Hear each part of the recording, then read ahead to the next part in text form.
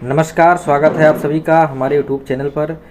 हम लोग teaching aptitude की समराइज वे में चलेंगे। इस क्लास में हम टीचिंग एप्टीट्यूड की थियरी क्लास है, जिसमें आप सभी के एग्ज़ाम के लिए बहुत ही महत्वपूर्ण फैक्ट्स को, बहुत ही महत्वपूर्ण किस प्रकार से आप टीचिंग एप्टीट्यूड को करेंगे, इन सभी को डिस्कस करने वाले हैं। तो अगर चैनल पर पहली बार आए हैं, ऐसे ही वीडियोस पाने के लिए अभी चैनल को सब्सक्राइब कर लें और बेल आइकन को प्रेस कर लें, जिससे आपको नोटिफिकेशन मिलता रहे। आप सभी का एडमिट कार्ड का लिंक आ चुका है, आपने एडमिट कार्ड देखा होगा। बहुत लोगों का एडमिट कार्ड में दिक्कत आ रही है, परेशानी आ रही है। इसके लिए आप ईमेल कर सकते हैं एनटीए को। अन्य सारी जानकारी के लिए आप टेलीग्राम ग्रुप से जुड़ जाइए, वहाँ पर हम आपको गाइड करेंगे, आपको बताएंगे। आपको चलते हैं, आगे बढ़ते हैं और आपको बताते हैं कि हम डिस्कस क्या करने वाले हैं इस वीडियो में। तो हम डिस्कस करेंगे आप किस प्रकार से इन क्वेश्चंस को अटेम्प्ट करेंगे, किस प्रकार से टीचिंग एप्टीट्यूड के क्वेश्चंस जो आते हैं एग्जाम में, आपको किस प्रकार से, किस मेंटालिटी के साथ आपको इनको क्वेश्चंस को अटेम्प्ट करना है, जिससे आपके ज़्यादा से ज़्यादा क्वेश्चंस सही हो जाएं। दूसरी बात हम इसमें डिस्कस करने वाले हैं concepts of teaching aptitude. Main concept क्या है टीचिंग एप्टीट्यूड का, और एग्ज़ाम में इसका पूछने का क्या उनकी माइंडसेट होती है, इस बारे में हम इसको डिस्कस करने वाले हैं। उसके बाद में हम डिस्कस करेंगे टाइप्स ऑफ एजुकेशन, टीचिंग के प्रकार क्या हैं और किस प्रकार से इसमें क्वेश्चन बनते हैं। बेसिक टीचिंग मॉडल के बारे में हम डिस्कस करेंगे। Difference between curriculum and syllabus, एक बार प्रश्न बना था, इसलिए इसको भी हम डिस्कस करने वाले हैं। एंड सबसे most important thing, role of teacher in the learning process. सबसे ज़्यादा प्रश्न आपके टीचिंग एप्टीट्यूड के किसी से भी बनते हैं तो केवल और केवल role of teacher in learning process, क्योंकि आप एक टीचर ट्रेनिंग प्रोग्राम का हिस्सा होने जा रहे हैं, इसलिए आपके अंदर एक नेचुरल एबिलिटी होनी चाहिए, एक प्राकृतिक क्षमता होनी चाहिए। अगर वो क्षमता है तो ऐसा मानते हैं कि आप एक अच्छे टीचर बन सकते हैं। तो इस एबिलिटी को चेक करने के लिए आपके एग्ज़ाम में टीचिंग एप्टीट्यूड के प्रश्नों को रखा जाता है। तो इन सारी चीज़ों को हम डिस्कस करने वाले हैं। अब हम बढ़ेंगे आगे। अगर आपको वीडियो अच्छी लगे तो आप लाइक कर लीजिएगा और सभी को ये वीडियो शेयर कर दीजिए। एग्ज़ाम से पहले आप सभी के लिए ये इम्पॉर्टेंट है और बहुत ही आपको हेल्प देगा एग्ज़ाम के पॉइंट ऑफ व्यू से।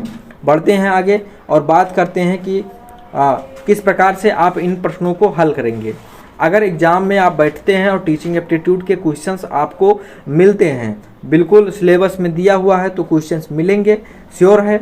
इसमें आपको बेसिक चीज़ क्या देखनी है, आप जब भी इन क्वेश्चंस को सॉल्व करें, जब भी इन क्वेश्चंस को आपको सॉल्व करना है तो आप एज ए टीचर अपने को महसूस करें और आप अपने को एक टीचर के रूप में फील करें, महसूस करें। और उसके बाद में आपका सेंटर में रख के, बच्चों को सेंटर में रखेंगे और उनके जो भी रीजन्स होंगे, जो भी एग्ज़ाम में पूछ रहा होगा, उसको उसके पॉइंट व्यू से आप देखेंगे एज अ टीचर कि किस प्रॉब्लम के बारे में बात कर रहा है। मेन चीज़ ये होती है टीचिंग प्रोसेस में, सेंटर में आपका लर्नर होना चाहिए। उस प्रश्न में आपको ये ध्यान रखना होगा कि क्या उस प्रश्न में जो सेंटर में है वो लर्नर है। कोई ऐसी बात तो नहीं है जिसमें केवल शब्द आ रहा, ओनली वाला जो कॉन्सेप्ट होता है। अगर ऐसे वर्ड्स यूज हो रहे हैं तो ज़्यादातर चांस होता है वो ऑप्शन गलत होगा। सबसे बड़ी बात, आपको सेंटर में चाइल्ड को रखना है, एज अ टीचर अपने आप को महसूस करना है। और इस प्रकार से ऐसे क्वेश्चंस होने चाहिए। ऐसे क्वेश्चंस को हल करते समय ये बात ध्यान रखना कि उस क्वेश्चंस में डाइवर्जेंट थिंकिंग, मस्तिष्क का विकास हो, ऐसा सोच प्रक्रिया उत्पन्न करने वाला कोई ऑप्शन होना चाहिए। उसमें वही सही होगा जो उस बच्चे के लिए हेल्पफुल हो। तो ये सारी चीज़ें उसको सॉल्व करते समय आप अगर ध्यान रख कर चलेंगे तो बेसिक चीज़ें हैं जो हैं आप गलत करके नहीं आएंगे। कॉन्फिडेंस रहिएगा, कॉन्फिडेंट फील करिएगा, एग्ज़ाम में कोई भी प्रॉब्लम नहीं रहेगी। उसके बाद में आप क्वेश्चंस को अटेम्प्ट करिएगा। अगर कोई भी क्वेश्चन में डाउट है, 50-50 है, तो आप तुक्का लगा दीजिएगा। अगर आपको इससे अधिक कुछ नहीं आता है तो स्किप कर देना बस। इसके बाद में हम बात करेंगे आगे कि कॉन्सेप्ट ऑफ टीचिंग होता क्या है, बेसिक कॉन्सेप्ट ऑफ टीचिंग है क्या। तो टीचिंग में आप जानते हैं टीचिंग एप्टीट्यूड है। टीचिंग एंड एप्टीट्यूड 2 वर्ड, 2 शब्द हैं। एक है टीचिंग आपका, और दूसरा शब्द आता है इसमें एप्टीट्यूड। तो दो शब्दों से ये मिलकर बना होता है। और आपको ये पता है कि टीचिंग एप्टीट्यूड जो है वो बात किसकी करता है। तो टीचिंग एप्टीट्यूड जो होता है, टीचिंग क्या है, इट इज़ अ प्रोसेस, एक प्रक्रिया है, एक गतिशील प्रक्रिया है, जिसमें आपके इस टीचिंग में कौन कौन 4 एलिमेंट्स बेसिकली इसमें होते हैं। पहला होता है लर्नर, जो सीखने वाला होता है, मेन इसका होता है। और ये डिपेंडेंट होता है, लर्नर क्या होता है, डिपेंडेंट होता है। और जो टीचर है ये इंडिपेंडेंट होता है। और उसके बाद में 2 चर हो गए। तीसरा चर आपका समझिए लर्निंग प्रोसेस होता है या कंटेंट होती है। तो ये जो लर्निंग प्रोसेस है, जिस प्रकार से वो सीखेगा, जिस प्रक्रिया के द्वारा हम बच्चे को सिखाएंगे, वो हो गया। और चौथा उस प्रक्रिया का मैनेजमेंट, प्रबंधन, ये 4 चीज़ें टीचिंग में आती हैं। इसके बाद में एप्टीट्यूड होता क्या है, तो aptitude it is all about, जो एप्टीट्यूड है ये नेचुरल एबिलिटी होती है, इंडिविजुअल की इनहेट एबिलिटी है, नेचुरल आप में जो पाई जाती है, प्राकृतिक रूप से आप में एक प्रकार की अभिवृत्ति है, एक प्रकार की अभिक्षमता है जो कि आप प्राकृतिक रूप से पाई जाती है। तो बेसिकली अब हम बात करें अगर टीचिंग एप्टीट्यूड शिक्षण अभिक्षमता की, अगर टोटली समराइज वे में हुआ क्या, तो ये शिक्षण के प्रति, टीचिंग के प्रति एक व्यक्तिगत रूप से उसकी प्राकृतिक क्या एबिलिटी है, उसकी प्राकृतिक क्षमताएं क्या हैं, इसको जानने के लिए टीचिंग एप्टीट्यूड के क्वेश्चंस रखे जाते हैं। It is all about evaluating candidates who want to enter the teaching profession based on their knowledge and skill. जो बात की जाती है वो ये आपके मूल्यांकन के लिए, आपके स्किल और आपके नॉलेज के मूल्यांकन के लिए ये सारे प्रश्न रखे जाते हैं। तो ये बात आप ध्यान में रखिएगा। अब हम बात करेंगे यहाँ पर, देखिए कॉन्सेप्ट ऑफ टीचिंग में इतनी चीज़ें आपको संप्रत्य इसका समझ में आ गया होगा। जो लर्नर होता है, मैंने बताया कि ये क्या होता है, इंडिपेंडेंट नहीं होता, डिपेंडेंट होता है।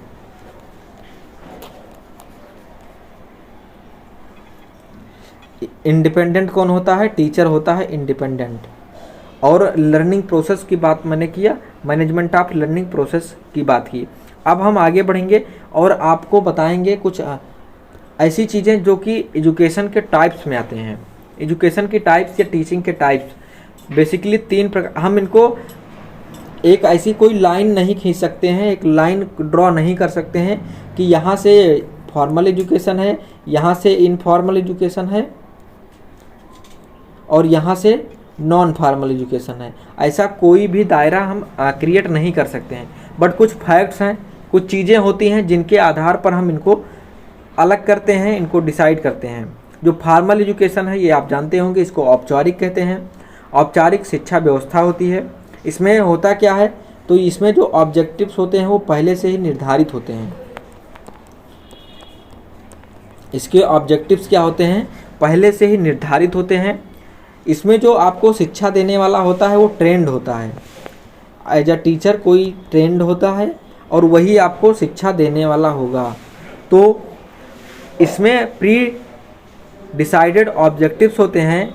और जो लर्निंग में टीचिंग करता है, जो आपको देता है, टीच करता है, वो एक टीचर होता है जो कि ट्रेंड होता है। ये बात होती है आपकी फॉर्मल एजुकेशन की।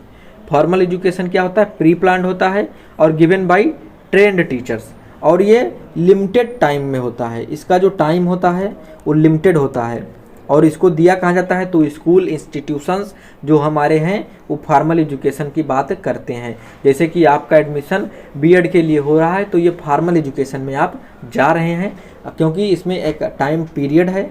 आप 2 साल के लिए बीएड का कोर्स करने वाले हैं, उसके बाद में आपका कोर्स का टाइम समाप्त हो जाएगा। इसमें आपके टीचर जो हैं वो ट्रेंड रहेंगे, NCTE के द्वारा ट्रेंड टीचर आपको पढ़ाते हैं। और उसके बाद में इसके ऑब्जेक्टिव्स क्लियर होते हैं। जैसे कि बीएड का ऑब्जेक्टिव्स क्या है, लाइफ लॉन्ग ऑब्जेक्टिव्स क्या है, एक लंबा ऑब्जेक्टिव्स अगर बात करें तो आपको एक अच्छा टीचर बनाना बीएड का ऑब्जेक्टिव्स है। तो ये चीज़ें आपकी प्री डिसाइड हैं। तो ये फॉर्मल एजुकेशन की बात हुई। अगर बात करें इनफॉर्मल एजुकेशन की, तो इनफॉर्मल एजुकेशन लाइफ लॉन्ग चलता है। जब से हम जन्म लेते हैं बाय बर्थ, हम जब से जन्म लेते हैं जब से जन्म लेते हैं तब से सीखना स्टार्ट कर देते हैं और मृत्यु पर्यंत तक, जब तक कि मनुष्य की डेथ नहीं हो जाती तब तक कुछ ना कुछ सीखता रहता है।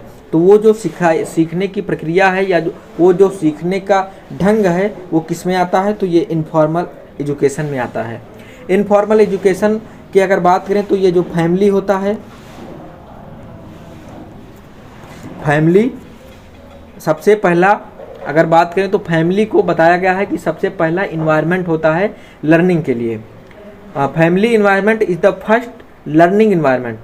एंड आपको बता दें कि पेरेंट्स जो हैं आपके जो गार्जियन हैं, parents are the first informal teacher.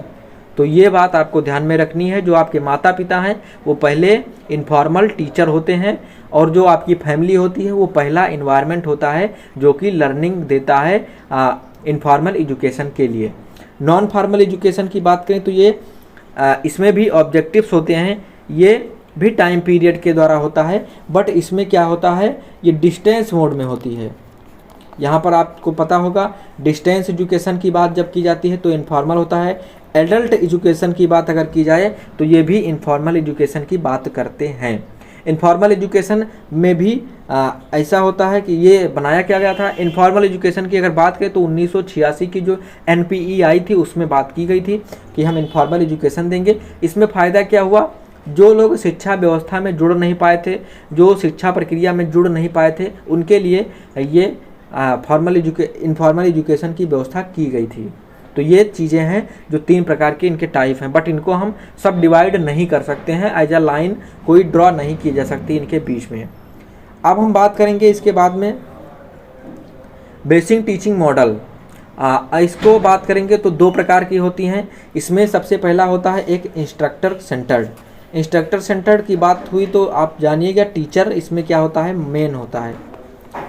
Teacher इसको मेन होता है। इसी का एक नाम होता है ऑटोक्रेटिक। ऑटोक्रेटिक तो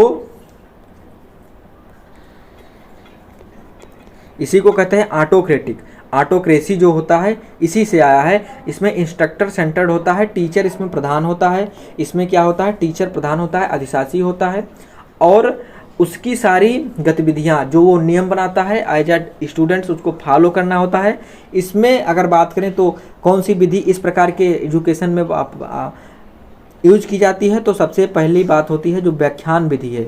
इसमें टीचिंग के लिए क्या होता है, व्याख्यान विधि का यूज किया जाता है। लेक्चर मेथड यूज कर देते हैं, लेक्चर मेथड यूज किया जाता है सबसे ज़्यादा, और इसमें टीचर रोल निभाता है सबसे ज़्यादा और जो स्टूडेंट होता है वो पार्ट होता है।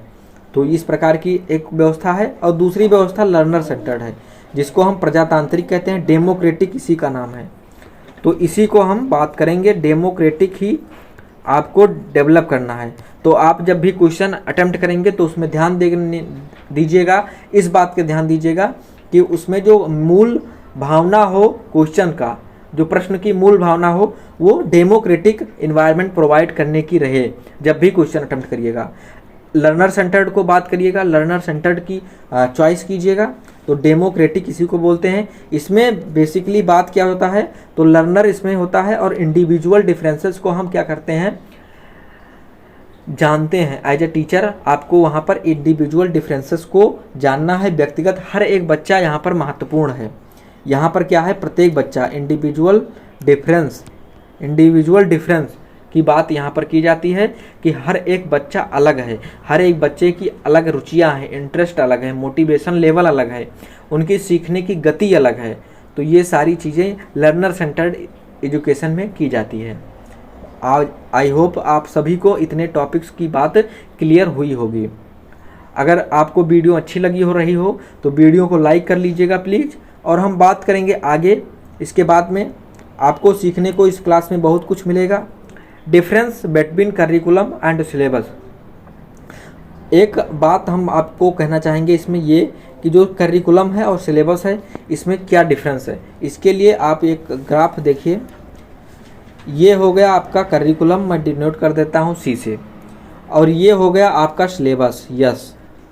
तो अब आपको यहाँ पर क्लियर नज़र आ रहा होगा, क्लियर आपको पता हो गया होगा। जो करिकुलम होता है ये ब्रॉड एस्पेक्ट होता है और ये करिकुलम क्या होता है, गाइडलाइंस होती है जो कि एजुकेशन डिपार्टमेंट के द्वारा दी जाती है। इसमें क्या क्या चीज़ें आती हैं, तो मैं यहाँ पर बात करूँगा क्या क्या चीज़ें आती हैं।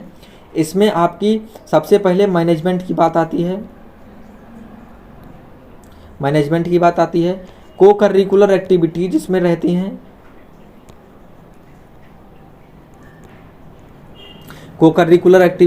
हैं, एंड आपका सिलेबस इंक्लूड होता है इसमें।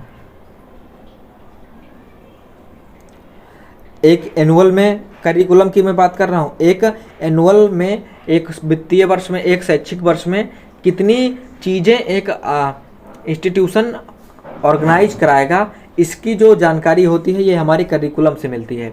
अब यहाँ पर बात करें सिलेबस की, तो सिलेबस एक प्रकार से जानकारी देता है कि एक क्लास में आपको कितनी चीज़ें पढ़नी है।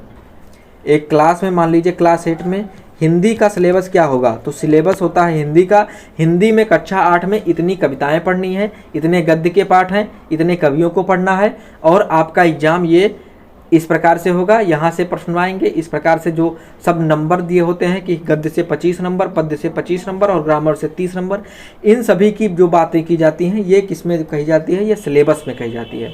तो सिलेबस क्या होता है, क्लास ओरिएंटेड होता है और सब्जेक्ट ओरिएंटेड होता है, जबकि करिकुलम में सभी चीज़ें आ जाती हैं। तो ये चीज़ें आपको समझ में आना चाहिए, और सिलेबस और करिकुलम इतनी डिफरेंस इसमें है।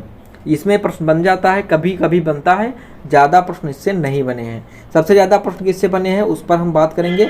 सबसे ज़्यादा प्रश्न बने हैं टीचर से। टीचर क्या है सबको पता है, टीचर क्या होता है, एक प्रकार से सुविधादाता होता है, ज्ञान प्रदाता होता है, फैसिलिटेटर होता है, एक प्रकार से क्या होता है, सुविधादाता होता है। अगर बात करें टीचर की तो यहाँ पर बहुत सारी चीज़ें निकल कर आती हैं, हम बात करेंगे इसमें, अभी आगे आपको स्लाइड पर ले चलेंगे।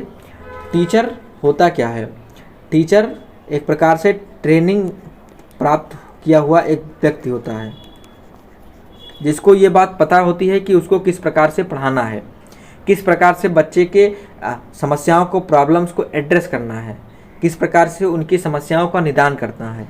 इन सब की नॉलेज, इन सब का प्रशिक्षण एक शिक्षक को दिया जाता है। तो शिक्षक क्या है, एक प्रकार से सुविधादाता है, और हमारे संस्कृति में शिक्षक को भगवान के दर्जे के लिए माना गया था। ये सारी बातें हैं। अब हम बात करेंगे टीचर में क्वालिटीज़ क्या होनी चाहिए, रोल क्या होता है टीचर का। तो यहाँ पर हम बात करने वाले हैं टीचर का बेसिक रोल क्या है। रोल ऑफ टीचर, यहाँ से प्रश्न बहुत बने हैं आपके। देखिएगा टीचिंग एप्टीट्यूड के जितने प्रश्न आएंगे, मोस्टली अगर आप 10 प्रश्न देखेंगे तो 5 से 6 प्रश्न केवल role of teacher, teacher characteristics और उसमें क्वालिटीज ऑफ टीचर, इन्हीं से प्रश्न आपके बनेंगे। यहाँ पर बात करेंगे as a role of teacher, teacher का भूमिका क्या होती है शिक्षण प्रक्रिया में। तो सबसे पहली भूमिका होती है ट्रांसमीटर की, ट्रांसमीटर ऑफ नॉलेज, नॉलेज ज्ञान को पहुंचाने का, जो ज्ञान प्रदान करने का जो कार्य होता है वो क्या होता है, ज्ञान प्रदान करना।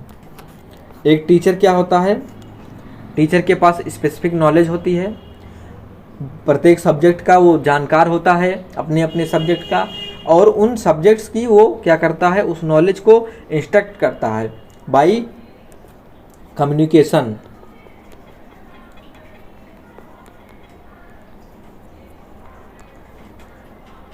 जो कम्युनिकेशन के द्वारा, संभाषण के द्वारा, वार्तालाप के द्वारा, टीचिंग लर्निंग प्रोसेस के द्वारा अपने ज्ञान को, अपने नॉलेज को बच्चों तक पहुंचाता है। यही क्या है, एक रोल का, टीचर का पहला रोल क्या होता है, ट्रांसमीटर का, ट्रांसमीटर ऑफ नॉलेज का। दूसरा रोल क्या होता है, role of teacher as model. Model की बात करें कैसे, तो टीचर जो होता है वो जिस अपॉर्चुनिटी की प्रोवाइड करने की आवश्यकता होती है, जिस अपॉर्चुनिटी की बात की जाती है कि एक बच्चे को उस आवश्यकता, जैसे कोई भी आवश्यकता है किसी भी चीज़ के लिए, नीड है, कोई भी आवश्यकता है बच्चे को, तो उस आवश्यकता की ज़रूरतों को सीखने का, उसको सीख करके उनके व्यवहार में परिवर्तन आए, इस प्रकार का टीचर एक प्रकार का मॉडल प्रस्तुत करता है अपने बिहेवियर के द्वारा। जो बच्चों की आवश्यकता होती है, जो स्टूडेंट्स की आवश्यकता है, नीड्स है, a teacher as a model में provide needed opportunities of his students to learn the desirable behaviour. तो ये बात होती है role of teacher as a model की। आप बात करेंगे हम role of teacher as a facilitator. Facilitator मतलब क्या होता है? सुविधा प्रदायक। यहाँ पर बात होती है सुविधा प्रदान करने की। टीचर यहाँ पर क्या किस प्रकार से होता है? सुविधादाता के रूप में होता है। As a facilitator and a helper he is always standing by his students for arranging what is needed by them in the task of learning. एक लर्निंग सीखने की प्रक्रिया में बच्चों को क्या ज़रूरतें हैं, इसके लिए वह एक प्रकार से हमेशा साधन के रूप में उपस्थित होता है। एक लर्निंग प्रोसेस में बच्चों को बहुत सारी समस्याएं आती हैं। उन समस्याओं को निवारण करने के लिए, उन समस्याओं को किस प्रकार से हल कर सके बच्चा, इन सभी की ज़रूरतों को पूरा करने के लिए सुविधादाता होता है टीचर। तो ये रोल आपका टीचर का होता है। आगे बात करेंगे टीचर का नेगोशिएटर का रोल होता है। नेगोशिएटर का मतलब कोई भी समस्या आती है, उनके इंटरेस्ट से लेकर के, उनके मोटिवेशन से लेकर के, उनके सीखने की प्रक्रिया से लेकर के, तो टीचर का वहाँ पर रोल क्या होता है? नेगोशिएशन स्थापित करने का। टीचर वहाँ पर नेगोशिएशन स्थापित करता है। अब बात करेंगे को लर्नर की। Role of teacher as a co learner. शिक्षक क्या होता है? हमेशा सीखने के लिए क्या होता है? तत्पर होना चाहिए। और इसमें होता क्या है कि वह टीचर जो है वो बच्चों को इंगेज करेगा activities of learning related to learning. ऐसी एक्टिविटीज जो लर्निंग से रिलेटेड हैं, उनमें इनको स्टूडेंट्स को इंगेज करने का जो कार्य होता है वो क्या होता है? टीचर का होता है। तो इंगेज करने का कार्य जो होता है, engaged in the task and activities related to learning। तो ये चीज़ें आपको ध्यान में रखनी है। ये 4-5 चीज़ें जो है एक भूमिका के रूप में टीचर को करनी होती हैं। एक ट्रांसमीटर ऑफ नॉलेज के रूप में एक टीचर का रोल होता है, मॉडल के रूप में, रोल मॉडल के रूप में एक टीचर फैसिलिटेटर होता है। आपको एक बात और बता दें, यहाँ पर जो कई बार आपको कंफ्यूज करेगा एजुकेशन में, टीचिंग एप्टीट्यूड में कई बार आपको कंफ्यूज इस प्रकार से करेगा कि उसमें दे देगा ऑप्शन टीचर का नॉलेज एंड क्वालिफिकेशन। तो वहाँ पर आप ध्यान में रखिएगा, जो टीचर का नॉलेज एंड क्वालिफिकेशन होता है वो केवल एक प्रकार का सूचना प्रदान करता है उसके एजुकेशनल बैकग्राउंड का। तो टीचर का जो नॉलेज होता है, टीचर का जो नॉलेज होता है एंड जो क्वालिफिकेशन होती है वो इंडिकेटिंग होती है, इंडिकेटर होता है उनके एजुकेशन के बैकग्राउंड का, एजुकेशनल बैकग्राउंड का, एजुकेशनल बैकग्राउंड का। केवल बस इतनी बात होती है, जो टीचर का नॉलेज है, जो क्वालिफिकेशन है, वो केवल और केवल टीचर के एजुकेशनल बैकग्राउंड को बताता है। इसमें उसके क्वालिटी ऑफ टीचिंग को नहीं बता पाता है। क्वालिटी ऑफ टीचिंग मतलब कि वह कितना स्किल्ड है, वह कितना वेल प्रिपेयर्ड होता है अपने टीचिंग लर्निंग प्रोसेस को लेकर के, वो कितनी प्री प्लानिंग करती है टीचिंग में आने से पहले, कक्षा में प्रवेश करने से पहले। एक टीचर को अपने लेक्चर को देने से पहले, अपने कक्षा को एड्रेस करने से पहले, क्लास को एड्रेस करने से पहले प्री प्लान करना चाहिए। तो ये सारी चीज़ें टीचर के नॉलेज पर डिटरमाइन नहीं करती हैं। किस पर डिटरमाइन करती हैं? उसकी क्वालिटीज़ पर। तो ये बात आपको ध्यान में रखना है। हम बात करेंगे आगे कैरेक्टरिस्टिक ऑफ टीचर। एक टीचर की विशेषताएं क्या होनी चाहिए? A teacher encourages his her students to engage in learning. एक शिक्षक के रूप में उसके पास ऐसी क्वालिटीज़ होनी चाहिए, उसकी क्षमता इस प्रकार से होनी चाहिए कि वह अपने बच्चे को लर्निंग प्रोसेस में इंगेज कर सके। इसके लिए करना क्या होगा? उसको अपने स्टूडेंट्स को मोटिवेट करना होगा, उसके अपने स्टूडेंट्स की इंटरेस्ट को जानना होगा। जब आप अपने बच्चों के इंटरेस्ट को जानेंगे, अपने बच्चों में मोटिवेशन उत्पन्न कर पाएंगे, तो बच्चे क्या होंगे, जो स्टूडेंट्स होंगे वो लर्निंग प्रोसेस में जुड़ेंगे, तभी वो शिक्षण प्रक्रिया में जुड़ेंगे और तभी उन एक लर्निंग प्रोसेस इन्वॉल्व होकर के चलेगी। दूसरी चीज़ होती है teacher ignores the economic background of the student and his family. जो एक टीचर होना चाहिए वो हमेशा कभी पक्षपात ना करे, चाहे वो बेसिस ऑफ कास्ट, रीजन, इन सब पर हो, चाहे सेक्स पर हो, या फिर एजुकेशन से इकोनॉमिक बैकग्राउंड की बात हो। तो एज अ टीचर आपको फैमिली का या स्टूडेंट्स का इकोनॉमिक बैकग्राउंड इग्नोर करना होता है, उससे आपको कोई मतलब नहीं होना चाहिए। तीसरी बात होती है a teacher should have the ability to engage with learners. स्वयं में अपनी क्षमता होनी चाहिए, एक शिक्षक में स्वयं में ऐसी क्षमता हो कि वह अपने बच्चों के साथ जुड़ सके, एक जुड़ाव स्थापित कर सके। पहले के समय में एक जो शिक्षक होता था वो जब बच्चे गुरुकुल में रहते थे, गुरुकुल प्रणाली चलती थी, तो गुरुकुल में रहते थे तो बच्चे और छात्र, जो मतलब छात्र और शिक्षक के बीच में जब शिक्षक कार्य नहीं कर रहा था, टीचिंग का कार्य नहीं करता था, बच्चों की देखभाल करता था, तो पिता का, फादर्स का, एक प्रकार से पेरेंट्स का कार्य करता था। जब टीचिंग करता था गुरुकुल में टीचर, तो एक प्रकार से गुरु और मित्र का कार्य करता था और गाइडेंस देता था। तो ये सारी चीज़ें एक प्रकार से टीचर के अंदर होनी चाहिए। अगली बात करेंगे अ teacher should not consider any individual difference of the family while teaching the student. किसी भी इंडिविजुअल डिफरेंस फैमिली बैकग्राउंड को कंसीडर नहीं करना चाहिए कि वह इस जात का है या वह इस कल्चर से बिलोंग करता है या उसके फैमिली की इस प्रकार की हिस्ट्री रही है। इस प्रकार की बातें टीचर को कंसीडर नहीं करनी चाहिए। A teacher should be role model for students. अपने बिहेवियर के द्वारा सबसे ज़्यादा बच्चे जो सीखते हैं वो बात की गई है अनुकरण के द्वारा सीखते हैं। जब कोई बच्चा, देखिए जब जन्म लेता है बच्चा तो भाषा कैसे सीखता है, भाषा अनुकरण के द्वारा सीखता है। सबसे पहले भाषा वही सीखता है कोई किस भाषा में बच्चे बात करते हैं, जो उसकी माता बोलती हैं, जो उसके पिता बोलते हैं, उसके बाद में जो परिवार बोलता है, उसके बाद में जो समाज बोलता है, उसके बाद में जब वो स्कूल में आता है तो स्कूल की भाषा अडॉप्ट कर लेता है, उसके बाद में सीखता है। तो जो बच्चे होते हैं वो अपने ज्ञान को अनुकरण के द्वारा सीखते हैं।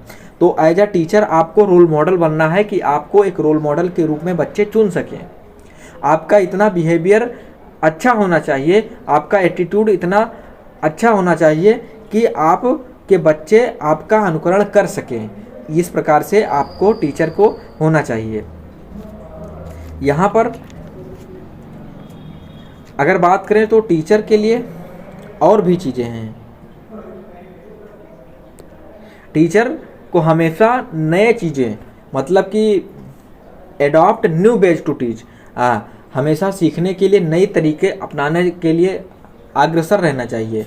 ये बातें भी आपको ध्यान में रखनी है कि एक टीचर को हमेशा कुछ सीखने के लिए, कुछ ऐसे तरीके अपनाने के लिए अग्रसर होना चाहिए, तत्पर होना चाहिए, रेडी होना चाहिए।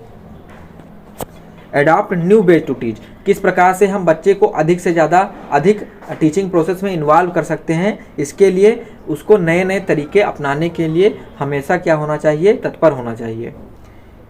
हाँ, और उसके बाद में अगर बात करें तो जो नॉलेज है उसको, नॉलेज को वो दे किस प्रकार से, तो generate new ideas through problem solving.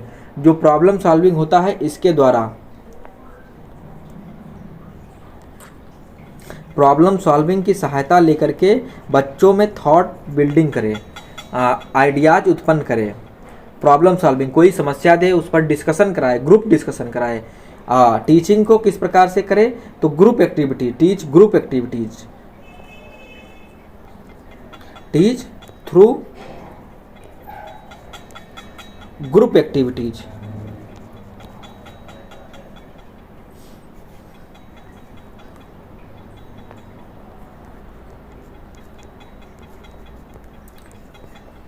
और अगर बात करें तो लास्ट में adopt interactive approach.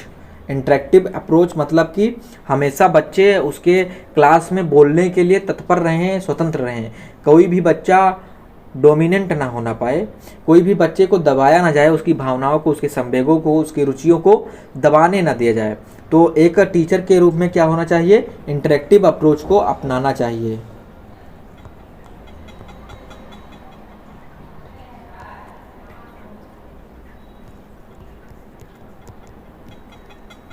Interactive approach. ये सारी चीज़ें एक टीचर के लिए बहुत ही इम्पॉर्टेंट हैं। एक टीचर को इनकी सारी चीज़ों की नॉलेज होनी चाहिए। अब हम बात करेंगे आगे।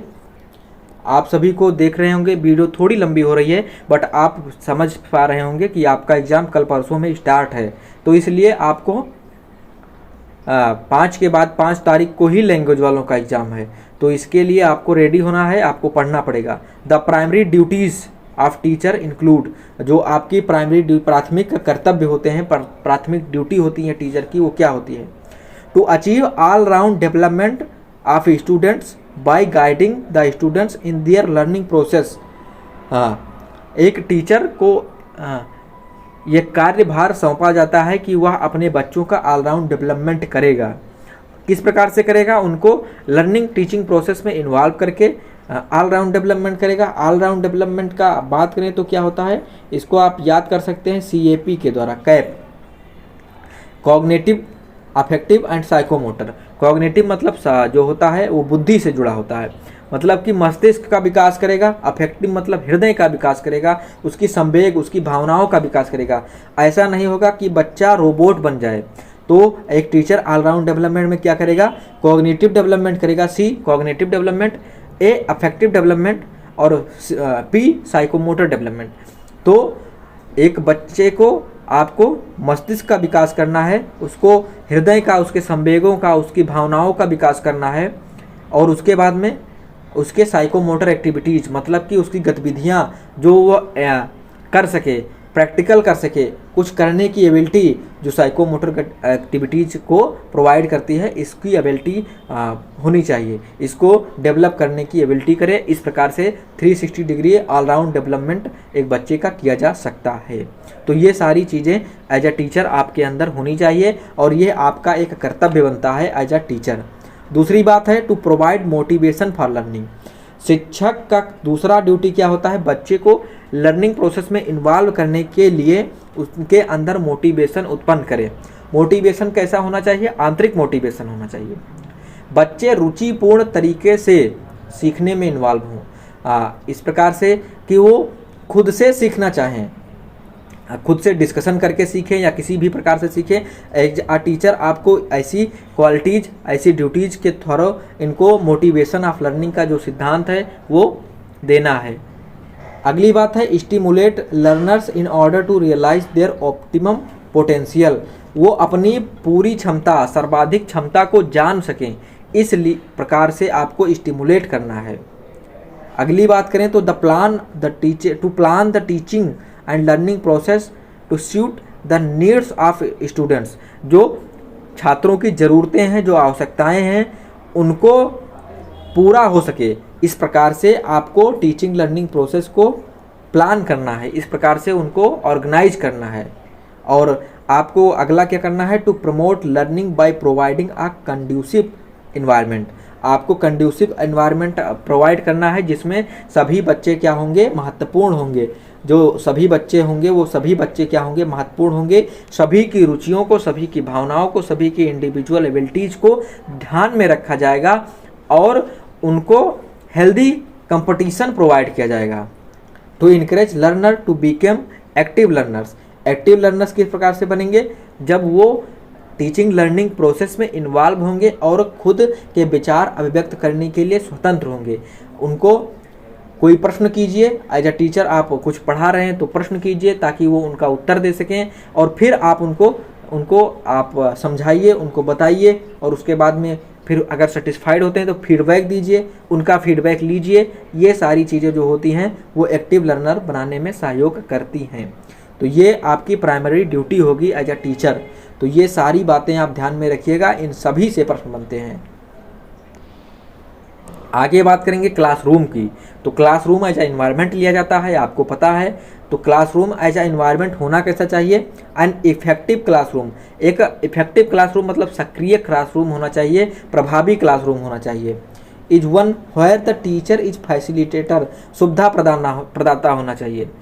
ऐसा क्लासरूम होता है, इफेक्टिव क्लासरूम का मतलब क्या हुआ? जहाँ पर टीचर क्या है? एक प्रकार से सुविधा प्रदाता है, जो प्रत्येक आवश्यकता जिस प्रकार से छात्रों की आवश्यकता होती है उनको सॉल्व करने के लिए, उनको समाधान प्रोवाइड करने के लिए हमेशा साधन के रूप में क्या होगा, स्टैंडिंग होगा, खड़ा होगा। दूसरी बात क्या होगी, and a role model and not merely an instructor. क्या होगा, उसका जो काम होगा वो रोल मॉडल का होगा, ना कि इंस्ट्रक्टर का होगा।